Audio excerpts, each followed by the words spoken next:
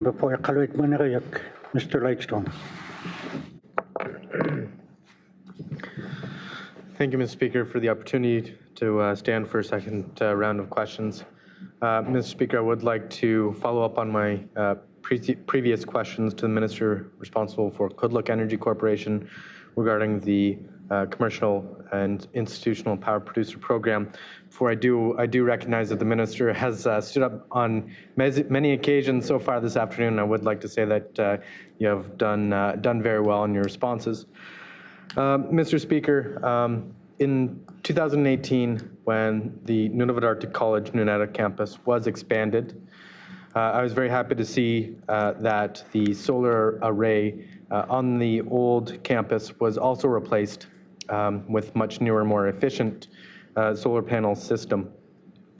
Mr. Speaker, it's been 4 years since the completion of the installation of that solar array, and I would like to ask the Minister if that solar system has been connected to the Kudluk Energy Corporation's power grid. Thank you, Mr. Speaker. Honorable Minister responsible for the Kudluk Energy Corporation, Mr. Simailak.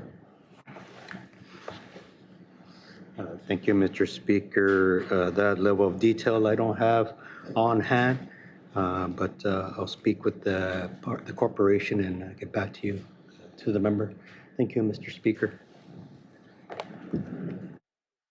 Mr. Lightstone.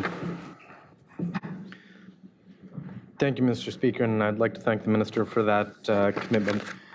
While remaining on the topic of commercial and institutional power producer program, I'd like to switch from the public sector to the private sector, Mr. Speaker. And under the commercial institutional power producer program application guide, it identifies that there are 4 stages that applicants must go through, from exploratory on to final construction and commissioning. Mr. Speaker, under the first stage, applicants or proponents developing a renewable generating facility with the intention of selling energy with the Kudluk Energy Corporation must consult with the Power Corp during the conceptual stage, and Kudluk Energy Corporation representative shall be designated to work with the prospective customer throughout the interconnection process. Mr. Speaker, as I previously mentioned, this program was launched in March of 2021, roughly 15 months ago.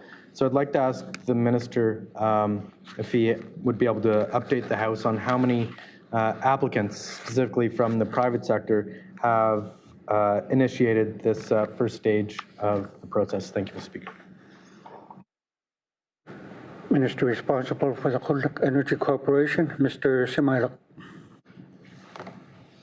Thank you, Mr. Speaker. Thank the member for his question. I do have a listing of how many communities have submitted applications, whether or not they're private sector or not, or if they're institutions.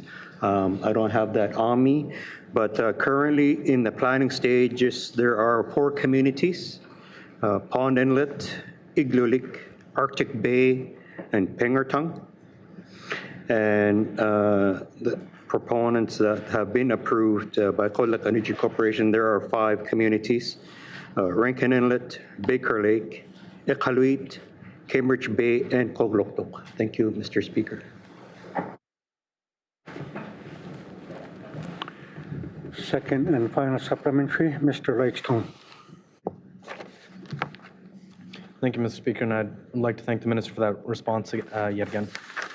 For my last question, Mr. Speaker, as the Minister is aware, information contained in Kudluk Energy Corporation's current general rate application indicates that it is, and I quote, working on a revised commercial and institutional power producer pricing framework aimed at facilitating the desired increase in renewable generation while avoiding cost increases to customers. Mr. Speaker, I am glad that this work is ongoing. I would like to ask the Minister if this revision to the commercial and institutional power producing pricing framework has caused any delays to those in the private sector who have applied to this program. Thank you, Mr. Speaker. Minister responsible for the Cold Lake Energy Corporation, Mr. Simailuk. Thank you, Mr. Speaker. Thank the member for your question.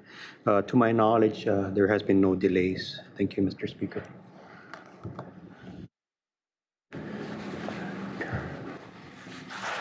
Time allotted, Ms. Brewster.